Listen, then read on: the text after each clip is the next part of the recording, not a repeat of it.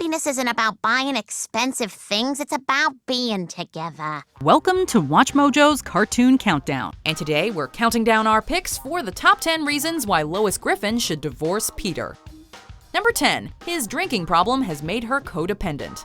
One of Peter's most dominant traits is his drinking. He hangs out at the Drunken Clam with his friends all the time, and he works at a brewery. He frequently gets too drunk to function, and Lois has to take care of him. The very first episode of the show is based on Peter getting too drunk at a stag party after promising Lois he won't drink. Lois, honey, I promise, not a drop of alcohol is gonna touch these lips tonight. He even engages in the ever-so-clever drinking game, Drink the Beer. Peter never shows any serious signs of getting help for his drinking, or even just cutting back on it. Somebody's gotta put food on this table.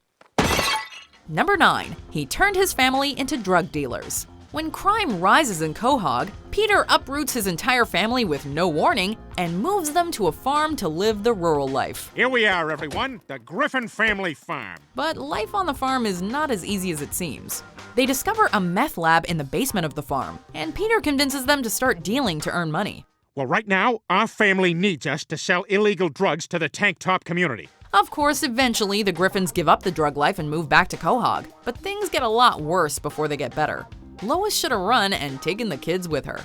Number 8. He compared her body to aging, broken-down equipment. Peter puts Lois down all the time, but this time, it seemed way more insensitive than his usual comments. First of all, it was her birthday. Secondly, it was during a surprise party in front of all her friends. And third, it was a time when she was already feeling insecure about getting older.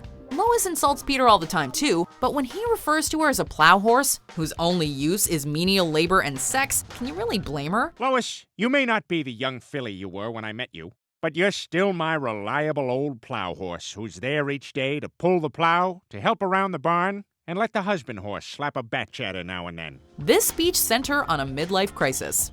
As far as we're concerned, it should have sent her running for the hills. Jeez, what the hell's her problem? Peter, she was already feeling insecure about her age, and then you went and gave her that horrible speech. Number 7. He accidentally threw hot grease at her face. Peter has gotten away with a lot of bad behavior due to his stupidity, but when he's deemed mentally challenged, he takes this to a whole other level. He takes full advantage of the situation by starting a Bible fight in church, barging into women's bathrooms, and causing trouble wherever he goes, while blaming it all on being mentally challenged. John! Peter! What? I don't know any better. His worst offense is when he jumps behind the counter at a fast food restaurant and accidentally pours hot grease all over Lois, nearly killing her. I am so taking this. Number 6. He brought plagues on his family. In a Season 2 episode, Peter claims that Chris is deathly sick in order to get his favorite TV show back on the air, and then claims that he miraculously cured him. Chris is all better. I cured him. You cured him? That's right. As if that weren't selfish enough, when his neighbors start praising him like a god after the supposed miracle, Peter revels in the attention. This leads to the plagues descending on his family. As Brian puts it, God is pissed. Oh, there's gotta be an explanation for all this. You want an explanation? God is pissed. Despite everyone demanding he tell the truth, Peter refuses to, until Chris almost dies. Thank God. I mean, thank me. Number 5. He's constantly committing crimes. All right, everybody, this is it. Hey, where the hell is everybody? Crimes Peter has committed range from minor offenses of robbery and breaking and entering to straight-up murder. Then there was the time he committed treason by creating his own country and going to war against the US. There was the murder of a completely innocent hook-handed war hero and the manslaughter of his mom's best friend.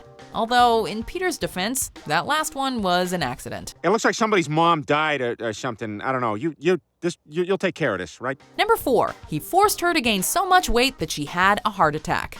You might think that Peter, of all people, would be understanding when Lois started to gain weight, but you would be wrong. Oh, hold on a sec. All right, bring her through. He ruthlessly insults her, at least until he discovers the wonders of fat sex. Then he encourages her to gain weight, which, if you can imagine, is even worse than him putting her down. He insists she get fatter and literally stuffs her face with cake. She gains so much weight that she has a heart attack and almost dies. But that does not stop Peter from having sex with her. No, Peter, I'm really having a heart attack. Oh my God, you serious? Oh, we should get you to the hospital. All right, hold on a sec. All right, almost done. Peter! Almost done.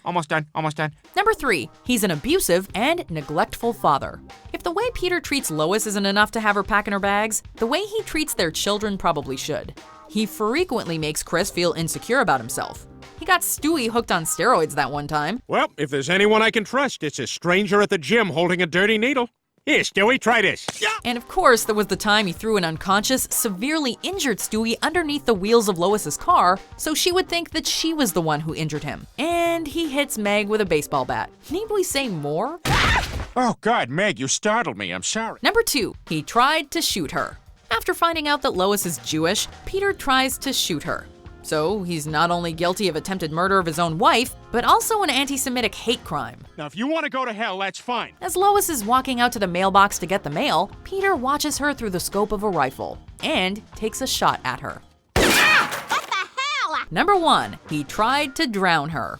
Maybe Lois should take solace in the fact that Peter was trying to connect more with Stewie when they almost killed her. After realizing that the only thing they have in common is that they find Lois's pain funny, Peter and Stewie go on a rampage, abusing her. They smash a jar of pickles on her head, assault her with a spraying garden hose, and trap her in the trunk of the car and sink her in a lake.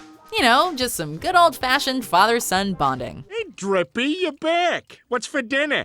Peter, when I said bond with Stewie, this is not what I had in mind.